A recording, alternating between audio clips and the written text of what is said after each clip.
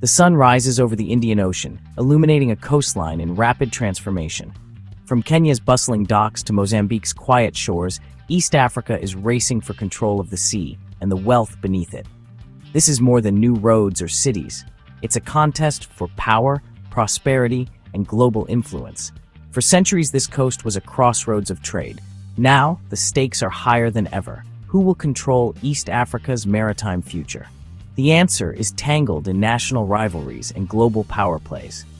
Kenya, Tanzania, and Somaliland are pouring billions into their ports, dredging deeper channels and installing giant cranes for the world's largest ships. Inland oil reserves are being linked to the coast by controversial pipelines. China's Belt and Road Initiative, Gulf states' investments, and Western interests all converge here, turning the coastline into a geopolitical chessboard. The outcome will shape the lives of millions, from local fishermen to international financiers. Will this investment bring shared prosperity or deepen inequality and instability? East Africa stands at a pivotal moment, its future hanging in the balance.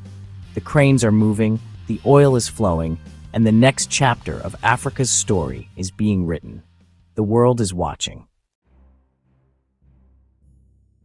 The Indian Ocean has always been a vital artery for global trade, but today its importance is surging.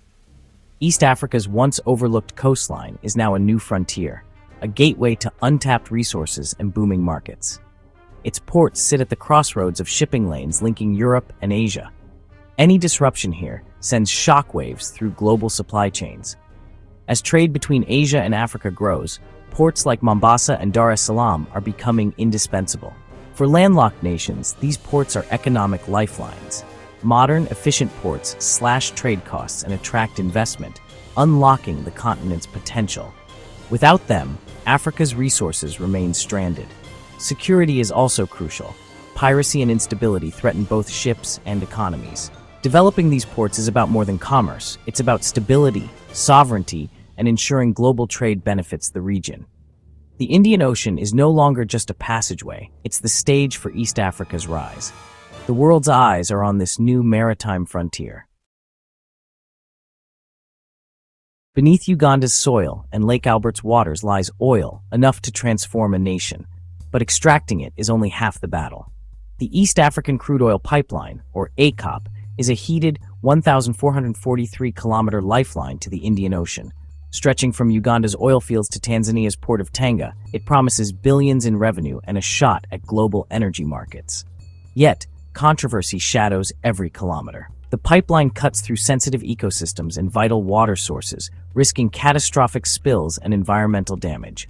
Its carbon footprint draws global criticism as the world debates moving away from fossil fuels. Thousands of families are being displaced, with compensation slow and often inadequate. The EACOP embodies a dilemma: rapid economic development versus environmental and social costs. Uganda and Tanzania's choices will echo for generations. Will oil wealth lift millions or leave scars on land and society? The pipeline's promise is matched only by its peril. East Africa stands at a crossroads between prosperity and risk. The world is watching which path it will choose. The stakes could not be higher.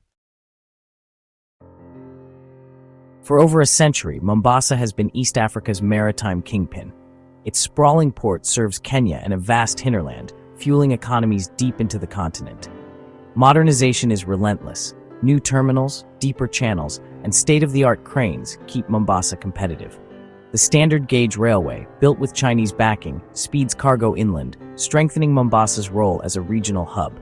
But challenges persist. Inefficiency, bureaucracy, and corruption threaten progress. Traffic gridlock strains the city as cargo volumes soar. With rival ports rising, Mombasa can't rest on its laurels. The old king must adapt and innovate to defend its crown. The race for maritime supremacy is fierce, and Mombasa's legacy hangs in the balance. The next chapter will be written by those who can outpace the competition. The stakes have never been higher. South of Mombasa, Dar es Salaam is on the rise. Once seen as slower and less efficient, Tanzania's main port is undergoing a dramatic transformation. Massive investments are modernizing facilities, deepening channels, and installing cutting-edge equipment. The Dar es Salaam Maritime Gateway project aims to slash delays and attract global shipping lines. A new standard gauge railway will link the port to mineral-rich regions and landlocked neighbors, challenging Kenya's dominance. The nearby port of Tanga, set to receive oil from the EACOP pipeline, will further boost Tanzania's status. Tanzania's strategy is bold: surpass Mombasa and redraw the region's economic map. The competition is heating up, and Dar es Salaam is determined to claim maritime supremacy. The stakes are regional influence, economic growth, and a place on the world stage. The port's future is being built now, one investment at a time. The race is on. In Somaliland, the port of Berbera is rising from obscurity to regional prominence. Its strategic location at the mouth of the Red Sea has attracted massive investment from DP World. A new container terminal and free zone are transforming Berbera into a modern deep-water port. For Somaliland, this is more than economics, it's a bid for legitimacy and growth. Ethiopia, long dependent on Djibouti, now has a vital alternative route to the sea via the Berbera corridor. This shift strengthens ties between Somaliland and Ethiopia and projects UAE influence across the Horn of Africa. Berbera's ascent disrupts the old order, adding a powerful new player to the East African port race. It's no longer just Mombasa versus Dar es Salaam. The competition is now a three-way contest, reshaping trade and geopolitics. Berbera's rise is a game-changer for the region. The stakes have never been higher. The race for East Africa's ports is a global contest. China's Belt and Road Initiative has financed railways and port expansions, offering quick funding but raising debt concerns. The Gulf states, led by the UAE, invest directly. DP World's Berbera project is a prime example, securing supply chains and projecting power. Western nations focus on security, governance, and counter-terrorism, supporting local navies and financing projects with strict standards. This interplay of foreign interests shapes East Africa's future, creating both opportunities and risks. African governments must navigate a complex web of partnerships, balancing investment with sovereignty.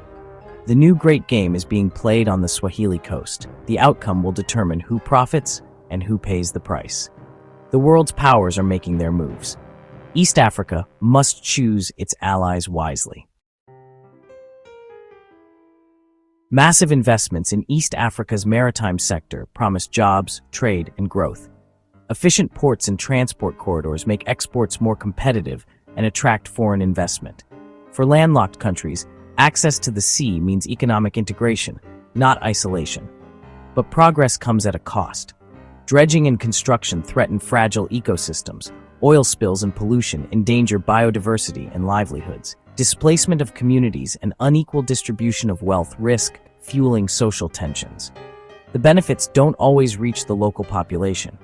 The challenge: harness economic opportunity without sacrificing the environment or deepening inequality. The region must strike a delicate balance.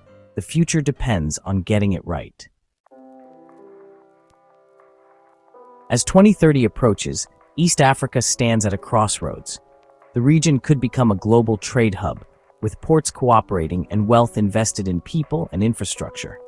This vision promises growth, stability, and rising living standards. But there's a darker path. Rivalry, corruption, and environmental disaster could turn the maritime race into a curse. The likely future lies between these extremes, a messy mix of competition, negotiation, and adaptation. Foreign powers and local elites may profit most, but the real challenge is ensuring benefits reach ordinary people. Transparency, environmental protection, and equitable growth are essential. The next generation must demand a fair share of the wealth flowing through their shores. The race is on, and its outcome will define Africa's place in the 21st century. The choices made now will echo for decades. East Africa's future is unwritten. The world is watching.